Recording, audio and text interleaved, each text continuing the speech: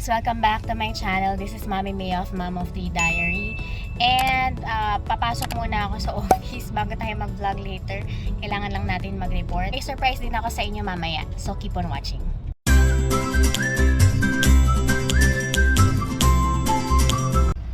Ayan guys, nandito na naman tayo sa mga halamanan. But first, daanan muna natin yung Janelle's Garden ulit. Kasi meron tayong pipikapin kay Kuya Francis. Sasamahan niyo ako, pakita ko sa inyo. And guys, eto yung kukunin natin kay Kuya Francis, yung baby nito. Pero pag lumaki siya, ganito siyang kaganda. Ang benta ni Kuya Francis, yung baby ay 1,000. And then yung next na malaki Kuya Francis is magkano? 2,000. Ang ganda niya guys, kaya binalikan ko. Kasi nakikita ko sa mga post niya, ang daming bumibili. Kaya tinext ko si Kuya Francis, sabi ko, reserve niyo na ako ng isa, baka maubusan ako. Kasi maganda talaga yung Anthurium ngayon guys eh. Tsaka kasi na intriga ako talagang mag-pollinate. So yun ang gagawin natin. Sana makapag-produce tayo ng seeds. Kasi parang yung gusto kong gawin na mag-produce ng seeds. Guys, may pinakita si Kuya Francis sa atin na papilalinum na nagsiseeds na. Ayan oh. Cross ng ano po Kuya Francis? Wow, ano kaya itsura niya na po pag naitanim? So, pagka naitanim yun ni Kuya Francis, talagang sariling Anthurium production niya na yun. Abangan natin yun.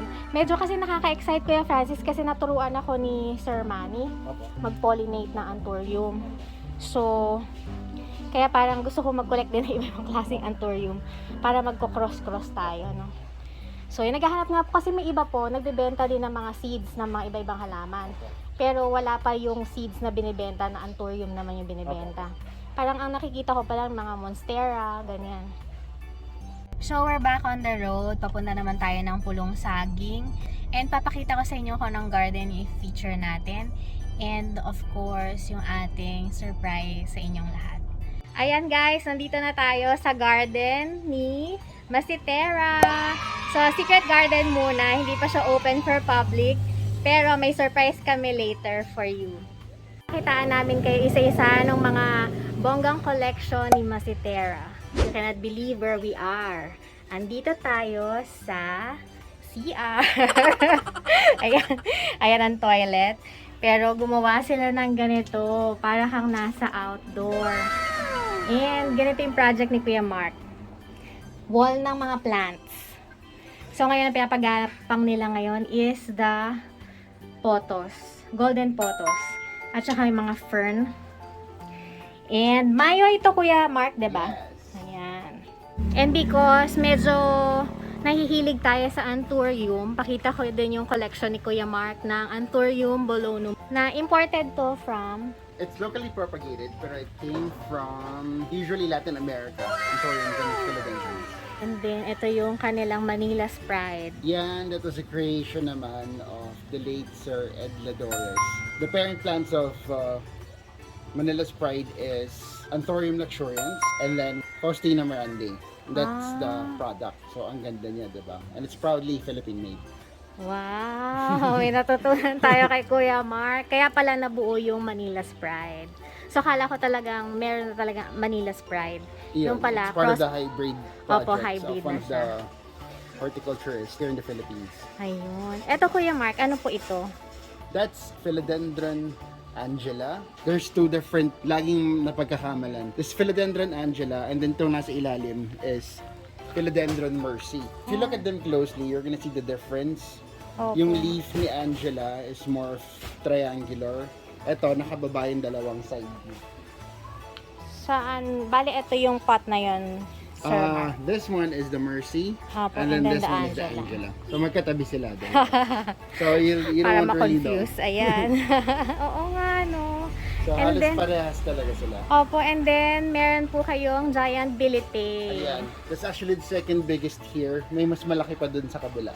Oh. The first love that I have for philodendrons was bilites. Kaya if you see, there's a lot of bilites here.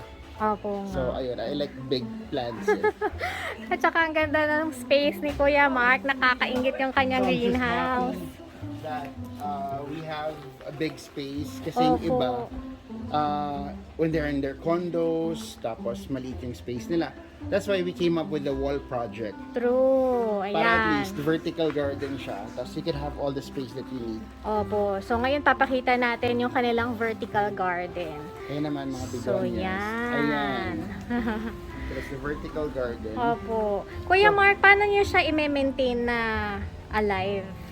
Normally, if you could come closer, the pots are just inserted on the steel matting. Opo. If you could see here. Ayan. Nakapasok lang sila. And Opo. then, it's mainly covered by other leaves of other plants. Tapos, we had to insert coco coir. And that way, it would retain moisture. And it would serve as a moss pole. Opo. So, doon sila gagapang. Oh. So, it's as very simple as that. Yeah, you don't have to do anything special. Opo. All you have to do is simply put it on the wall and then insert the coco coir. Tapos it's normal, parang normal Watering na rin po. deck lang siya, like watering. This summer kasi, it's very hot, so we water daily. Opo, opo. So it's best to water your plants very early in the morning so it would have time to dry out the whole day. And then the following day, water ka na lang ulit. But depending on your environment, you could water every day or every 2 days. Pero pag summer talaga, kailangan nila. Opo nga. Tapos Kuya Mark, pakilala natin kung ano yung mga plants na nasa wall natin. Okay. Starting from This the big one, I'm actually gonna lower remove right. that there. Kasi, itong pinakamalaking to, Opo, this one, it's a philodendron maximum. I place it there for the meantime kasi wala pa akong malagyan sa kanya. But this one grows really, really big. It grows like isang leaf, parang isang car. So, ganun siya on the habitat. My God. So, we're gonna remove it there. But this one's gonna stay. Yung This is Masitera. the Epipremnum Pinatum albo. albo. So, it's one whole plant. It's basically about 3 or 4 plants and it's growing up. Opo nga. Ayun. And then, Magapang na siya. Ayun. Yeah. And then this one's Florida bronze. And then this one is Subastatum. Oh, hindi. Yes. So it's still, when it grows, it doesn't have Wala na yung red. but this one's still red. Underleaf. So the young ones. Opo. This one is a Nanigalense blue. Sometimes they call it Esmeraldensis. And then the one on top is Philodendron green dragon. And then going back here, we have the Veracosum. Veracosum. This one's the Ang varieties ganda. with thicker, what do you call it here? This one's splendid as well, so magkamukha sila. I like plants that really crawl kasi it's easier to take care of and then it's easier to propagate. So if you have plans of selling plants in the future, I suggest, focusing on the ones that trails para it's easier for you to cut. If you cut them, parang walang nangyari. Then you could sell. This one's Anthurium I. Oh. So, lagi sila pagkakamalan na Modianum. You're actually gonna see Kamukha nga po, no? the difference here. Sa ear. Si Modianum, parang hanggang dito lang siya. Opo. So, ito extends all the way up. That's the only difference. But, Modianum's equally as beautiful as this. Opo. I also have a Modianum. It's actually on the other rack. Opo. This one naman is Esmeraldense. Esmeralda. This is the wide form. But this is actually harder to acquire in other countries kasi galing siya ng Colombia. Opo. So sa Colombia, mahirap gumawa ng plants. And this one's everyone's favorite. It's Philodendron micans. Maikan. So it's just on Ayun a o. driftwood. So it's easier to plant. And then at the same time, ano na rin siya, added design na rin sa driftwood. Opo. We're actually gonna add a lot of driftwoods. Kaka-excite to pag natapos, Kuya Mark. Hopefully matapos soon. The one in the middle, on top, is a Florida Beauty. Now, Florida Beauties are priced depending on their variegation. Some, mas marami yung green. Some, mas marami yung variegation like this one. Kaya, I place it there na kasi laging gustong bilhin. So, wala na makakabili dyan, Yeah. Kuya Mark. Kasi Pero yan, pag humaba, pwede makiputol. eventually, it has a certain stage where I place them. Siguro like 3 or 4 leaves more. Then I can start cutting. Tapos, the one beside it is the most sought after right now. It's Philodendron patriciae. Oh. Itong mahabang yun. Opo, yung pahaba, Oo. pababa. Yan, sobrang hirap din kunin yan. It grows really big as well. Really long. So, ayun, it's actually hard to get as well. This one's in the middle. is also Nanigalense Blue. Favorite ko yan eh. Kaya dalawa sila nandyan. Ah. Tapos ito naman, this one's an Aplanatum. This one's a 69686. Opo. And then this one's the Albo. Masitera Albo. But this one is Borsigiana. I have one there na Deliciosa, but that one's harder to acquire. And then ito is one na sobrang hirap din kunin. It's very expensive right now. Buti nakuha ko pa siya nung medyo okay pa yung price niya. It's Philodendron Longilobatum Lilan Milano. So yan, yung Mukhang mamahalan nga, Kuya Mark. Oo, sobrang in Thailand right now, sabi nila nasa ano na siya, 300,000 baht. So that's how much in peso? This size siguro about 200,000. Wow. Ngayon dati mura ko lang nakuha yan. Mga 180, joke. Nako. Tapos ito, this is one of the bigger specimens of 69686. Opo, ang ganda niya, no? Every time somebody comes here, they go ask what is it. Sabi ko it's a 696.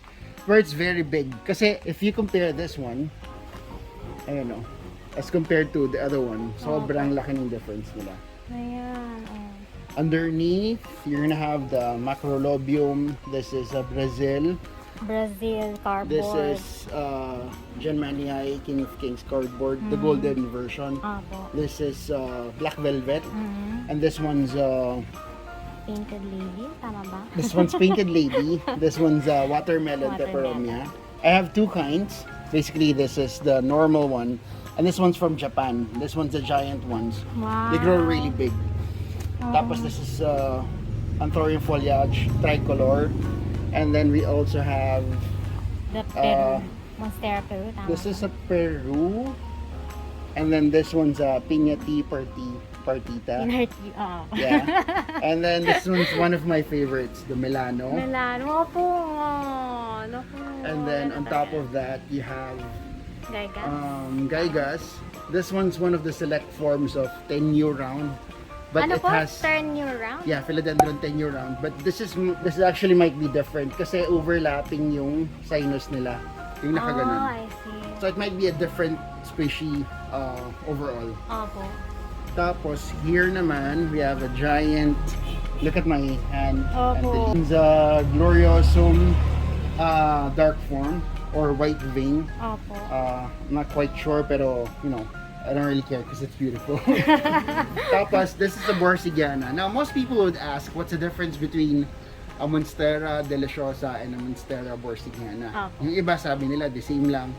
But it has, you know, it's both Monstera Deliciosa in a way. Pero the variety of the Borsigiana kasi, it's vining. So if you could see the internodes, eto, mahahaba sila. Opo. So technically, it grows longer, it grows taller, faster.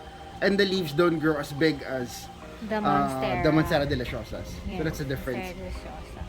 Pero parehas silang magkakaroon ng mga butas, ganyan. So they're, Kuya Mark, they're anong really, tawag mo really dun cool. sa hole? Sa Those are fenestrations. Ayun. So ayun. At the back here, you're gonna have marble queen. And then whatever inserts underneath, I think this is, this is a Syngonium albo. Wow. Ayan. So, ayun. The wall saves space and at the same time, it's also a propagation wall. Pag umangat na siya ng certain height, you can actually cut. There's a lot of, you know, plants here na nagupitan ko na and it's still okay. Opo. But I'm trying to fill in the gaps para punong-puno sila. And then at the same time, I could save space. Oo nga. So this is what you could probably do in a condo if you have a balcony. You know, put like two sides of this wall and then put all the plants there. So it's easier. Bali, gano'ng kalaki po tong wall na to? This Yun one's yung size about niya po. 9 feet. And the normal steel matting is only 8 feet by 4 feet. Which is actually, I think, just the right space sa balcony. Opo. Sa balcony, usually 1.5 meters. So that's about 5. So 4 by 8, okay na yun. Marami ka nang malalagay doon. And it looks nice. And that's it. But one thing that we have to consider for philodendrons and anthuriums, they're rainforest plants. Opo. That's why they're called aroids. So technically, when you say rainforest, nasa ilalim sila ng mga puno. So they have to stay under the shade bawal silang direct sunlight. Opo. But it's pretty easy to take care of them. Just make sure you do not put soil. So lahat po to soilless kasi Soilless, nga yeah. nasa wall, nasa coco Yeah. peat, and then nasa Masitera potting mix. Yeah, and aroid mix as well. Ah. We use both depending on the plant. The aroid mix is best used on. We have good results on Anthurium. It's also good for philodendrons. Pero kung medyo gusto mo mas mura, the Masitera indoor potting mix is good for philodendrons. Pero for Anthuriums, you should always use the aroid mix because it needs more air. Opo. So ngayon, people would ask me, kailangan bang palitan talaga yung mix? And then hindi ba talaga mabubuhay sa soil? Mabubuhay sa soil. You know, most of the plants that you see, you could actually purchase it on soil. Kaya lang, the problem is, yung blemishes, sayang. I'll give you an example. Ito, I got this. It was on soil. So ngayon, ganito yung itsura niya. So we're gonna have this old leaves. Okay? Okay. So sayang. Ngayon, nung nag-new leaf na, ito na siya. So, if you want flawless leaves talaga, and ayaw nyo nang may sakit yung mga plants nyo, ayun, you go soilless. Kasi imagine na how much ang melano na ganito kalaki. Tapos, magkano lang yung soil na gagamitin mo sa kanila. The aroid mix is only about 50 pesos per liter. This is about, you know, a liter or two. So, you spend about 100 or 200 more for your plants. Like the Veitchii, normally this size would go about 30 or 50,000. Tapos, lalagay mo lang sa lupa. Yes. Oo, Diba? talagang So, magandang sayang. investment din kasi yung potting mix. Yeah, Para you- hindi masayang yung mas malaking investment. Yes, like this albo, you usually buy it for about 50 or 70,000. And then ilalagay mo lang sa lupa. So sayang, 'di ba? Okay. So you invest like what, 100 or 200 more, and then you get a good potting mix, and you know, your plants reward you with really really beautiful leaves. Yes. Makita natin yung sobrang lush na Syngonium. Batik po ba to, Kuya Mark? Yes. Ayan. And then, yung collection nila ng begonias. Yes. Na sobrang I like lalago. begonias because first, they're really affordable. Opo. You could probably buy one as much as low as like 500. You know, the most expensive that you could get is probably about 3 or 5,000, pero sobrang laki na nun. Opo. And you know, as compared to the prices of philodendrons and anthuriums, begonias are really really easy to acquire. That's why we have like a whole section of it, and it's easy to propagate. Just simply start cutting. And ito pala, the good news is we're actually coming up with begonia mix. Ay, talaga po. So if you could zoom in on one of the pots here. Ayan, ito So po. yan. So if, as you can see, there's no soil, Opo. and it's mostly pumice. Mhm. So it's a sterile soil mix that we use for begonias. And most people that come here are actually quite surprised. Kasi parang begonias are actually a bit hard to take care of. Kasi natutunaw siya ng natutunaw. Pero if you use the proper potting mix, ito, you wouldn't believe, araw-araw silang dinidiligan. Oh. Walang arte yan. As in, dilig lang, go. Opo. When you first repot them, malungkot sila, nakababa talaga sila. Pero after a while, babalik na rin. So Paano ayun siya, no, Kuya ito, Mark? this is newly acquired eh. Tingnan nyo, nakababa pa sila lahat. Ayun na sa baba. Ayan. Ayan. So medyo malungkot pa yung lahat, pero nakikita nyo, isa-isa nang tumatayo. Oo. Once they stand up, sobrang gaganda na yan. And then it's easy kasi hindi na kayo matatakot mag-water. Tapos you're gonna have better leaves. Opo. Kuya Mark, paano siya pinapropagate? Ito yung propagation ni Kuya Mark ng kanyang mga begonias. So, ito yung mga sample ng leaf cuttings.